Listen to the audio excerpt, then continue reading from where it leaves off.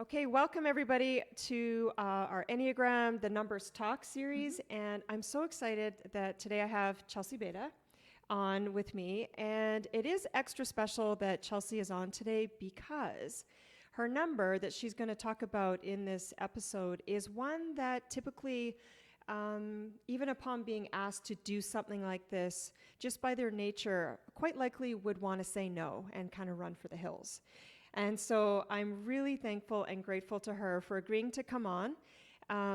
So this is Chelsey Beda. She's a yoga teacher here, Alchemy Online now. And she also, in her house, has her own massage therapy business. And so welcome, Chelsey. Thanks, Jody. Thanks for inviting me. So let's begin by asking you, what has been your introduction or just your experience with the Enneagram so far? How long you've been working with it as a tool? Tell us your number in there somewhere and just how it's kind of helped you out. That's a lot of questions in one. Yeah, what was your introduction? I came to the Enneagram through a course that you put on through the Elevate Festival. Okay. And I'd heard about it before in the yoga community, but I had no idea what it was actually about. I thought it was some woo-woo thing that was a little bit weird and out there. But I decided to come, try it out, and see what it was all about because I like to make the decision for myself other than taking people's word for it. So for me, I've found it's a way to understand yourself, especially when you go in stress and when you're feeling healthy and confident, but also how you can understand other people who are very opposite from you, to understand where they're coming from and why they do what they do, so you can understand them, and really it creates peace. Right? When you can see people's perspectives and stuff. So your first introduction was in a workshop setting. Were you able to identify your number on that day? No. Or did it take some time? It took some time. Initially, I thought it was a different number, which it turns out that number was the number that I am in health. I thought it was a number 8, but it took some digesting of the Enneagram to really see who I was. Actually, I jumped around for a while. It wasn't even just number 8. I went from like a number 8 to like a number 6, which I ruled out pretty quickly.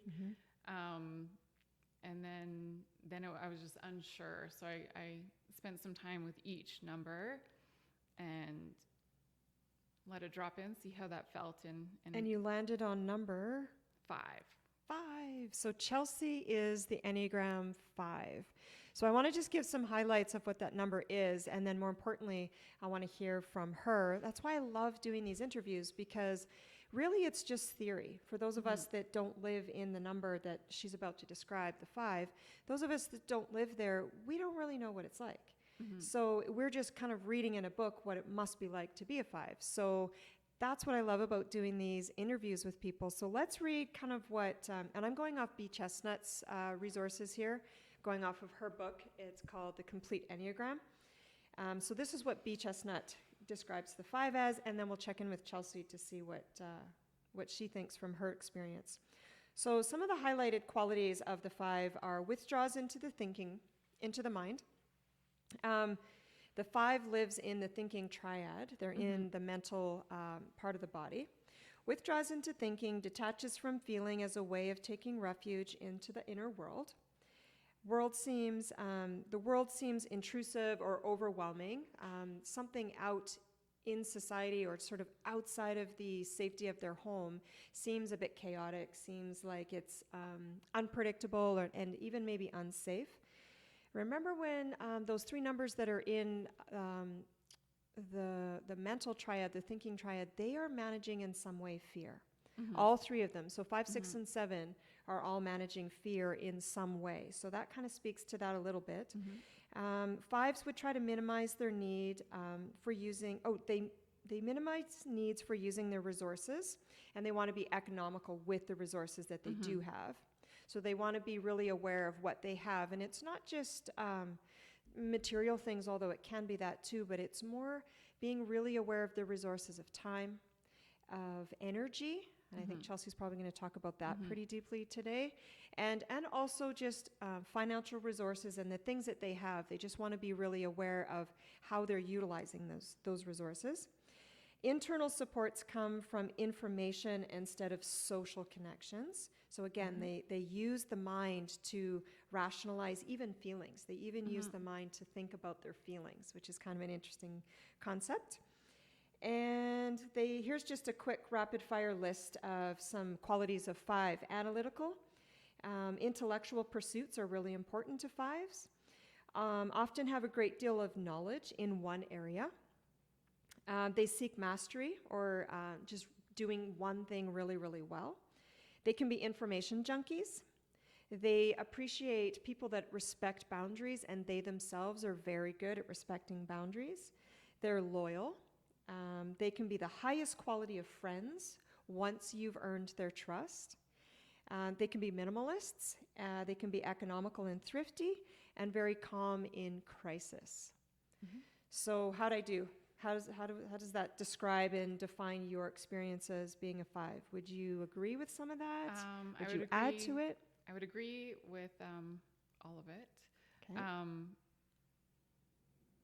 Yes, it's funny because it took me until like my adulthood, late into the adulthood, to really like realize how fear affected all of my decisions. Because I repress the fear. And I repress the fear by not acknowledging it and thinking of something else, or trying to deny it and act anyways. And safety is another big thing, but it's not, I'm not an overly cautious person. I'm not very cautious at all. You could say I'm reckless. And I love like adrenaline sports and things that a lot of people find like super fearful. And I find there's like a calm in that adrenaline place. So some things, it's not obvious how these things actually play into the number 5. And that's why I didn't know this was my number for a long time, because I just took it for its face value versus like the depth underneath. And the depth is what actually really matters for number 5, because it's like the tip of the iceberg versus the iceberg underwater. And oftentimes, even well-intentioned Enneagram teachers will kind of give the high note or sort of some generalized qualities of each of the 9 numbers, and it can be hard to spot yourself. Like even a couple of years ago, you may have heard some of these words and thought, well, yeah, maybe, but not landed on the 5 entirely, because you're so right. There's more to it. The subtypes come into play. And also just how you yourself experience life through some of these qualities. What would you say about emotions? So that's kind of a hallmark feature of 5s. You're going to emotions first. I know, Chelsea's like, were we really going to talk about feelings? But withdraws into thinking and detaches from feelings as a way to go into their inner world. So if a feeling comes up, you would use the mental function to rationalize that. Would that be a good way to explain it? Well, I guess I didn't understand this myself until very recently, because I just thought that's how everyone did it. And that's true of all 9 numbers, by the way. We all think that if I think this way, then everybody must think this way. So that's really typical. For me, it's more about strong feelings, and I feel a misunderstanding of the 5 is that they don't feel, and that's not true. I feel, speaking for myself specifically, I feel very deeply, and I can feel quite strongly about certain things, not everything, and those feelings they don't feel safe, they don't feel controllable, and a lot of that has to do with my upbringing. So growing up, I had a very unstable family. I had a mom who's an alcoholic, and then my dad had some unstable marriages where there was a lot of mental health issues, and a lot of feelings were thrown my way to either manipulate or because they weren't getting something they wanted out of me. So I had to have very strong boundaries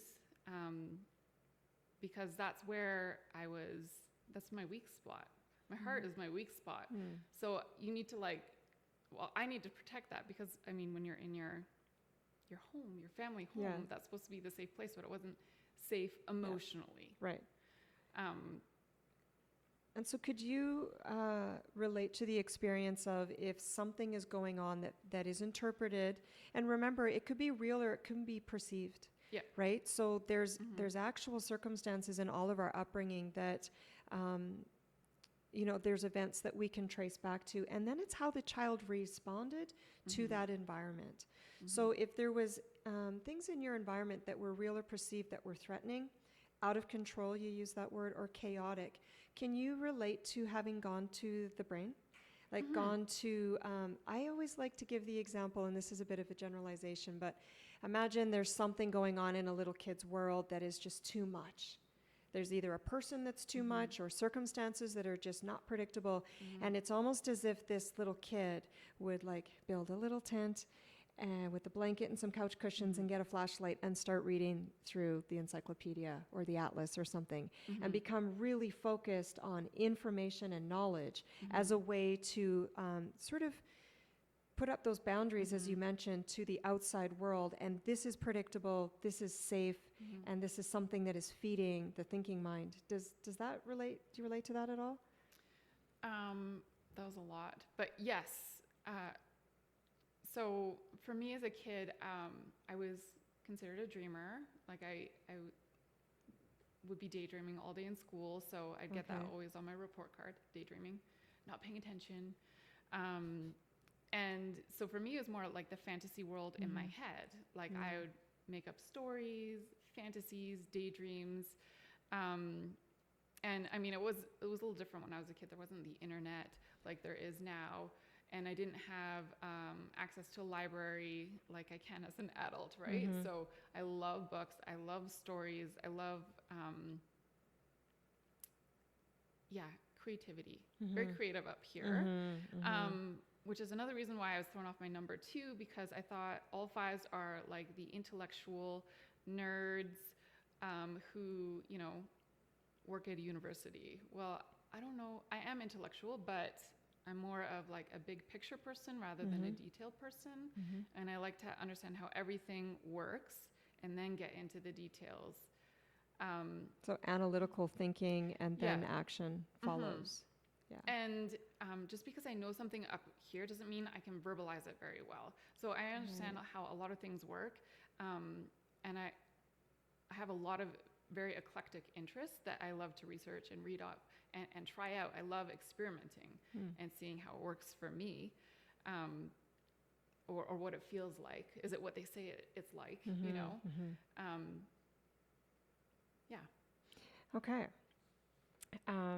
Just before we go on to a couple of questions, I just wanted to mention that the vice or the passion for the 5 is avarice, which is a withholding. And the way I understand it is it's not just withholding like, this is mine, with material objects, although it could be, but it's more the withholding of just the energy that you might have. A lot of times 5s want to know how long am I going to be somewhere, so they can kind of gauge how much energy they have to dedicate to any one thing. And it could also just be withholding space and knowledge. A lot of times they can have all this stuff going on in the brain, but like you said, maybe not exactly sure how to get it out or not wanting to get it out. And 5s often are, they can solve a lot of things. They're really good at figuring things out. And so that withholding or that avarice of even knowledge. The fixation for the 5 is stinginess and withholding time, self, and possessions. And I wanted to ask Chelsey, this is kind of some of the points for type 5. I wanted to ask you, how important is privacy for you? Because the 5 is kind of like the classic introvert. Not always, but often that is a bit of a feature of a 5, is wanting to be unto the self. So how important is it for you to be private? Privacy is extremely important, but it's not... I would equate privacy and solitude or alone time as the same thing. I wouldn't separate them. They're one and the same for me, because of the energy piece. So avarice of energy is the main thing for me as a 5. For me, I'm really generous with my things. I don't mind sharing. That doesn't bother me at all. But I have a limited energy supply every day. And it's funny because you gave me these questions in advance, and I didn't realize like how I actually weigh my energy before any decision I make, whether it's small or big, it doesn't matter. Every single thing that I do, I weigh how much energy I have. And I like to plan. Planning is one of my favorite things. Doesn't mean that I follow through with my plan, but at least it's like my training wheels on Which my is bike. a way to combat security. Yes. Right? It's a way to feel safe. It makes me feel Yeah. safe. I am pretty, depending on the day, go with the flow. Like I'm pretty easygoing. As long as you have a plan, which is like you can fall back on. There's some security in that. Yeah. So privacy and alone time is where I can be myself fully, because I'm kind of guarded out with people, and it really depends. It's like, well, who am I with? Is it someone I know and love? I don't know if I could do a podcast with anyone, because I get really anxious about all the what ifs. But because I know you, I feel really comfortable expressing myself. And we've chatted before, like just in life as two friends, about the Enneagram. So there was that little bit of foundation for you, probably. Hey? For sure. Absolutely. So there's trust there, and I know that this is a safe place. So for me, spending time with people I don't know, it's like, well, what is the setting? Is it in a public space where I can come and go as I please? Well, that's pretty easy for me, even though I still have some anxiety around that. I know the outcome will be worth it. The reward is worth it. And if, the shit hits the fan, I can ditch, right? Even though that never happens. Are you that person that drives yourself to the place so you can get out when you have to? Yes. I totally am. And like Carpooling is your nightmare. It makes me very anxious. And I usually don't say anything unless I know the person very well. I'll just like, grin it and bear it. But like inside, there's like a lot of turmoil happening. Because when you're done, you're done, and you want to leave when you want to leave. And I want to leave not when be I trapped. want to leave. Yeah. And it that just relates back to the safety as a child, because there was a lot of, like, especially on my mom's alcoholic side, there was a lot of stuff that was not safe physically, even for me. Like, I wasn't harmed physically, but there was other stuff happening to other people that was not safe. So like, I want to assess what's happening here. Is it weird? If it's weird, I'm out. But if it's good, I want to stay. I do want to participate. And I would say that is the 5 battle. Yeah. Would you say there's any part of you in your work with yoga and massage that wants to bring safety and security and grounding to other people? 100%. That would be. I can see that in you. Yeah, that is one of the biggest pieces I want to give, because I know I'm safe, so I can deliver that to other people in your home. Yeah. With your kind of rules and boundaries of time and energy, but yet you get to give the gift of safety and security. I mean, just laying your hands on another person's body is probably like one of the most beautiful gifts we can give each other, right? Is that safety. Yeah. So that makes really good sense that you've chosen those as professions. Yeah. And see how that works? See how the pain turns into the gem? That's how that looks in real life. That's awesome. And I also think for me, like, I felt very alone as a child. I didn't have anyone to confide into that was safe. So I just held it all in. And I mean, you can deal with a lot yourself, but you can't deal with everything yourself. We are meant to be in community. We are meant to have people that care about you. And not that my parents didn't care about me, but they just didn't understand me, or my needs weren't seen or important. So they just never got dealt with. Like, I guess the needs of my heart, most importantly. Like, my physical needs were taken care of and all that for the most part. And as human beings, we're meaning makers, right? So we have to try to make sense of that. When we're little kids, when we're not yet even equipped to understand the full picture, right? So that's how our personalities get formed and developed, is things are happening, little meaning maker child tries to, make sense of something, and then suddenly you develop whatever the fixation is around your personality type, right?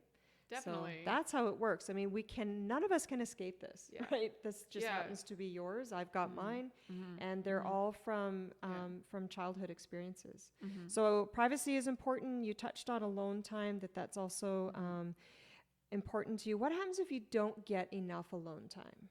Is there some sort of repercussions for you or family members? Yeah. It's called the ugly place. Okay. It's I don't go there very often. It's only happened probably like maybe 5 times in my life, but it's like the point where I can't hold anymore. Mm-hmm. That makes me want to cry just even like thinking about it. I can't hold anymore. Mm-hmm. It just rises all the way up to the top, and then no, like the emotions are just so strong and overwhelming, and I couldn't even verbalize what I am feeling, because it's not one thing. It's like many things, and there's no way to put a cap on it. Like, you know, some people can have a good cry, or like even a little cry, and then it's like gone. It doesn't go away. Yeah. And for a 5 to experience emotion is when I was doing some of the research for this episode, the word embarrassed came up, you know, and I myself have this too. Like I have a very similar feature in my personality where I want to push down emotion too, and that if it comes up, that's the word I would use. That it's just embarrassing, it's not okay, and it's a form of weakness, right? So you're saying that if you get to that point where you can't even identify with language or words your feelings, it just comes out as an ugly version of you.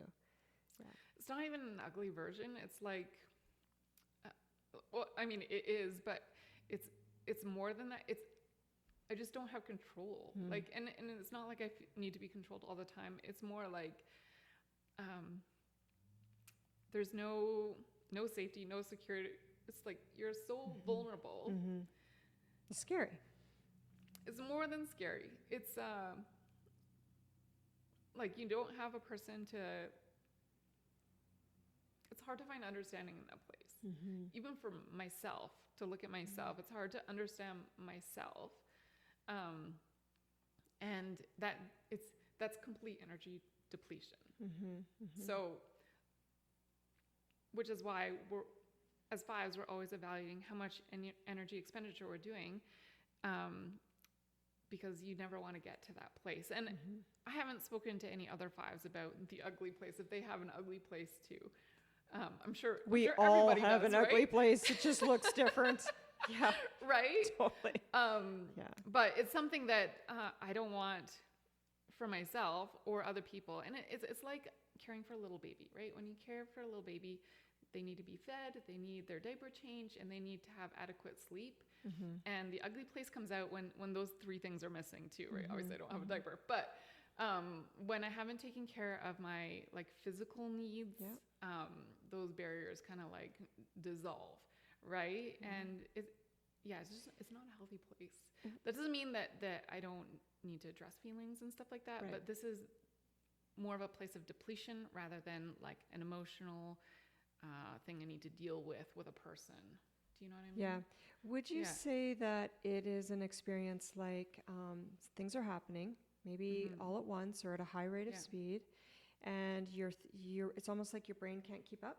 Yeah, so it's that you have to, or say there's feelings coming up, there's emotions coming up that the brain can't analyze fast enough, and they just kind of all come up at once, and then it just kind of spills over. Would that be a way? I feel like it's not the same as when people build up and blow. It's different. Not like that. It's the opposite. So it's a build up, blow. For a lot of people, for me, it's a deplete, nothing, which isn't nothing. There's always something. But it's when I've given kind of my all emotionally and socially, because I haven't had that alone piece and the privacy piece. Right. And what happens in solitude and privacy is I can refill my energy levels. And I really, like, there's a lot of things I do in that alone time. Sometimes it's nothing. I can just sit there and just think, and I'm just super happy. People are like, what are you doing? Nothing, but I'm totally happy. Yeah, I get that too. Yeah. And other times it's you know, pursuing my interests of the moment. Like I have a lot of interests, and I like to go down that bunny trail until I'm satisfied. And sometimes it's perfecting a skill, but I have a lot of eclectic tastes too. So, for example, I have a yoga swing or trapeze in our front living room. And a lot of people don't have something like that in their living room. It's a little bit odd, and I don't want people watching me when I'm playing in there. It's super fun for me. Like I can, you know, play with my flexibility and be creative. Pretend a little bit. You know what I mean? Be a kid as an adult. And I don't want people watching and judging. It just, it imposes, and it makes me feel like I don't have enough space. The numbers 4, 5, and 9 are all in what's called the Withdrawal Triad. So they need to, like Chelsey just really well, she explained it really well, where she needs to recharge. I think of it sometimes as, you know, like the battery on your phone goes to like 10%, you know, you're getting close to something is coming, right? If you don't find that way to, and for some people it actually is to connect with others, right? If you're not in the Withdrawn Triad, those of us that live in the Withdrawn Triad though need to retreat. We absolutely need to be alone to recharge. And without that, I think it would look different for the 4, 5, and the 9. I know for me, it can look like I almost overhelp and overserve and try to get into other people too much. And then it'll just look like I'm with you on the carpooling thing. Like, I just got to get out of there. There comes a point where it's like, where's Jody? And it's like, well, she just left. She just went home. Like, I get to a point where I just can't be involved with people anymore, and I have it's like I want the floor to just drop out so that I can just find a way to leave. Although funny thing is, so a lot of my friends are extroverts, and including my husband, he's like a super extrovert. So we get invited to like a lot of parties and events and stuff, and often I won't know the people, which is like, don't want to go. So I'll be like, oh, I really don't want to go to this thing, like, ooh. And he'll like, well, we'll just go for an hour. And he knows if he can get me there for an hour, I will loosen up, and then I'll want to stay for like 5 hours. Yeah. So it's really about... That can happen too? Oh, most of the time, I would say most of the time it does. Yeah. And I can even be like in the middle of the attention and like the life of the party sometimes. Interesting. But it's like, well, what am I getting into? I don't know. I want to judge for myself. Yeah. I won't take your word for it. I want to decide. Yeah. Yeah. Okay. So a couple more questions for you. How central is it for you to pay attention to managing your time and your space and your energy? And just to add on to that, like, how do you actually do that? What does that look like for you? So you just mentioned that if your husband can get an hour out of you, he knows you're, you know, if you can kind of talk about time, right? Yeah. Time, space, and energy. So how central is it for you to pay attention to that? Well, 100%. Like I said earlier, it's like, it's what I ask before I do anything. And even, I like predictability, but I also like variety. So, which is where planning comes into advance. I don't like repetitive things doing it over and over. That's really boring for me. I really like to explore and taste all the colors of the rainbow. So my husband, being the extrovert, he has lots on the go all the time. And like his plan is changing moment to moment, which often affects me. And so I'll ask him, like, what are we doing, or what's the plan for the day? And he'll tell me one thing. And then, you know, as we go to do that one thing together, he's like, oh, and we're going to do this and this and this. And it's like, what? Like, okay, I don't want to do this anymore. I'm done. But if I had known that in advance, I would have prepared that amount of energy to be present. Because for me, it's not that I want to bring my best self forward, but I want to be present. I want to be able to experience everything. And the big reason for the evaluation of energy is, can I handle it? Do I have enough energy, or am I going to go to that ugly place? So some of the questions I ask myself are like, you know, who's there? How long? And the time piece is kind of funny because it threw me off the 5 for a long time, because I thought it was people who were anal about time. I'm not anal about time. I'm often late. You mean being on time? Yes. Yeah. I'm often late for most things. A minute or two. No, you're always right on time, Chelsea. Like a plate. Yeah. Sometimes the volunteers would say, Chelsea's not here. I'm like, nope, she's on her way. I don't even have to call her. I know she's on her way. You're super reliable. It says that it said that here, that you're trustworthy and reliable, but you're always on time. I suppose I always think I have more time than I do. And usually this is when I'm in my alone time space where I'm being or being creative or pursuing my interests. But then I'll be like, oh crap, it's time to go. Yeah. Like I like reliability because that's predictable. Yeah. But I also do not like being early. I have a theory on being early. What is your experience with being early? It's awkward and you have to make small talk. Yes. Yes, I hate small talk. Unless Same. it's just like, the casual everyday stuff that you see people with. But like, especially with people you don't really know, small talk is so awkward. And especially in our job as a yoga teacher, part of the kind of loose expectation of being a yoga teacher is that you will not only hold the space for the 60 or 75 or 90-minute time of the class, but before and after is really where the students, I think, want us a lot. And I think if you are in that withdrawn triad, or if you're someone that's really managing your energy, I'm someone like that too, that I'm always just right on time to everything. If I'm early, I'm uncomfortable, or I'll go to the bathroom, or I'll kind of like make it look like I'm doing busy work. Yeah. But what I'm actually doing is distracting, making it look like I'm busy so that no one approaches me, because I actually don't want to do the small talk. Yeah. And I think if I was to look at that a little deeper, I don't want anything unexpected that I didn't know was going to happen, that I have to manage. But that part of being a yoga teacher can be, you could sometimes talk to someone for 45 minutes after class, right? That could be a thing. It depends. I don't know. Not usually for me. I think, I don't know, people sense with me there's like some boundaries. It really depends. Like I don't mind chit chat, especially if it moves on to some more interesting conversation. Yeah.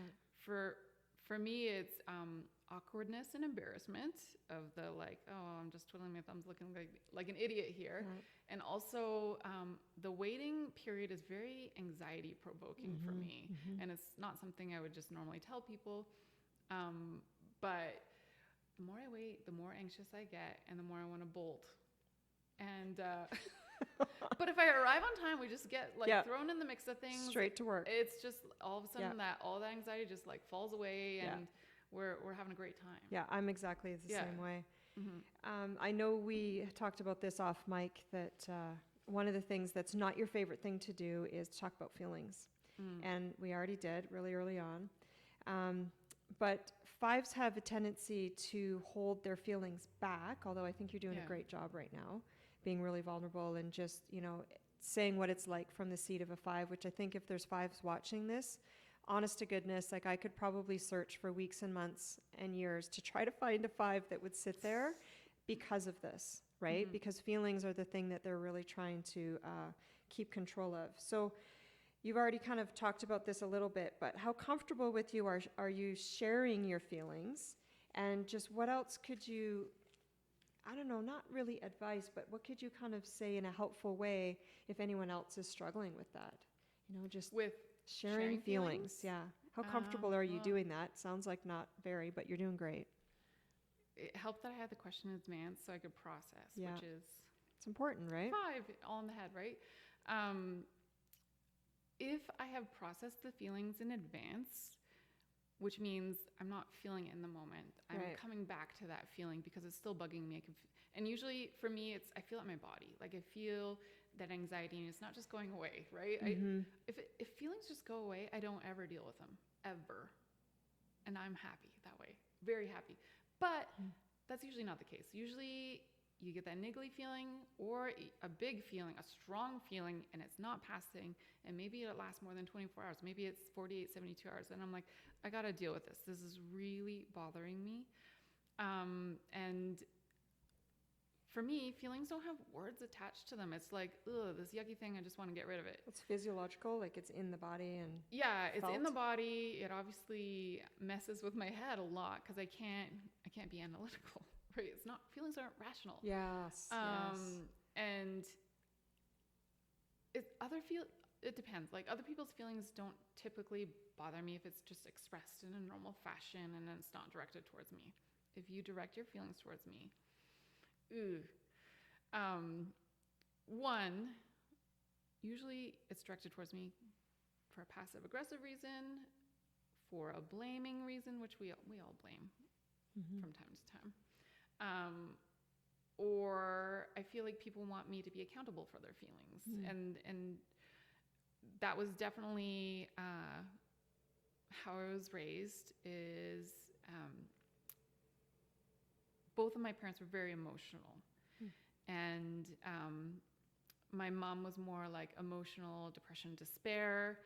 And my dad was more manipulative with his emotions, like to get me to do what he wanted for his own reasons. And you know what? Everybody does this. This isn't, I'm not just trying to blame my parents. Everybody does this. Yep. We all do this. But my feelings were never okay. My feelings were always turned against me and used against me and told they were bad, right?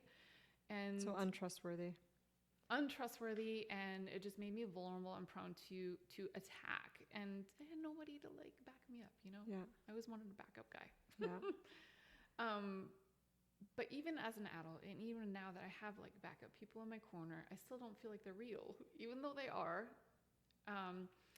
So when I feel strong emotions, I need to write them out. After that 72-hour period, if it's really bugging me, I will write it out, and I will write it uncensored. So all the blaming, all the ugly thoughts that in our culture we don't say to people's faces, but we feel them, whether they're rational or not. I write it all down. And usually what happens after I've written it all out, and usually it doesn't take that long. It takes maybe 30 minutes, and it's like 2 or 3 pages. There is a lot of garbage that actually is not what I'm feeling.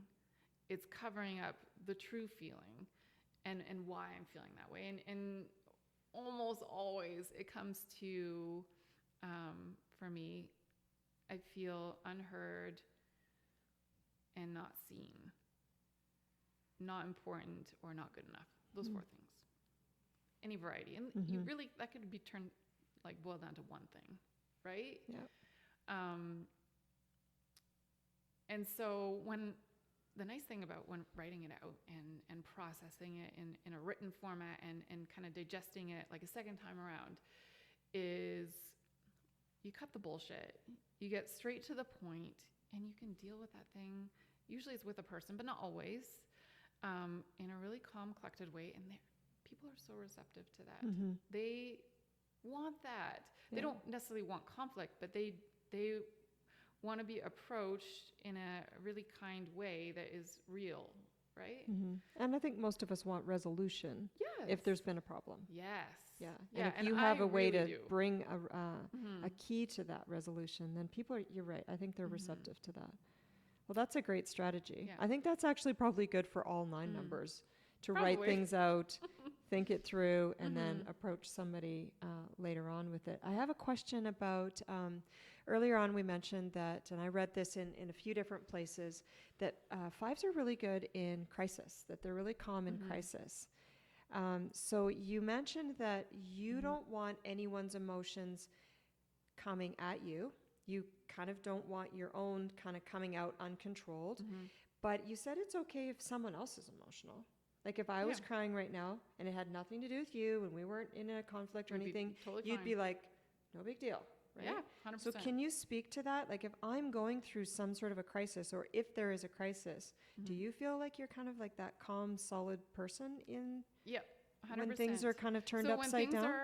If there is a crisis happening, I don't know, it's a brain thing, I feel. There's no chaos in here. I know exactly what to do. Like I'll logically think of like, okay, 1, 2, 3, which is the best option. And then I will do it. We will do it. We will make things happen. And obviously there isn't like a perfect solution for every problem in the world or every crisis, right? But it's the best thing in the moment. Yeah. So I always know the best thing in the moment because my gut tells me, right? And I I listen to my gut all the time. When I ignore it, I pay. And sometimes you perceive something wrong and you feel like it's your gut, but it's not. Yeah. Right? But majority of the time it is your gut, and you just got to act on that. Because the first thing that usually comes to mind is usually the right thing. And if you just go with it, you don't think about it, which is easy to do in a crisis for me. In regular life, not so much. There's a lot of other noise and options because I have time to think But when about it's a big thing, it sounds like you can just have that really clear focus of what to do or how to help or how to support the situation. And I That's also feel fascinating. like, especially like in a first aid kind of I was emergency. just going to say, even in a medical emergency? In a medical oh my emergency, gosh. Okay, call Chelsea if you've like severed your finger. Except that's not my specialty. Oh. That is not my. But like if we're out in the woods, because I do like camping, I'm very outdoorsy. And we've had a lot of medical emergencies out in the bush, dirt biking, far away, no service. You know, I know what to do to take it to the next place where we're safe. You know. And it's not because I researched anything, which is so funny, which is my happy place. It's just gut instinct. It's like an inner knowing. Yeah. I find that fascinating.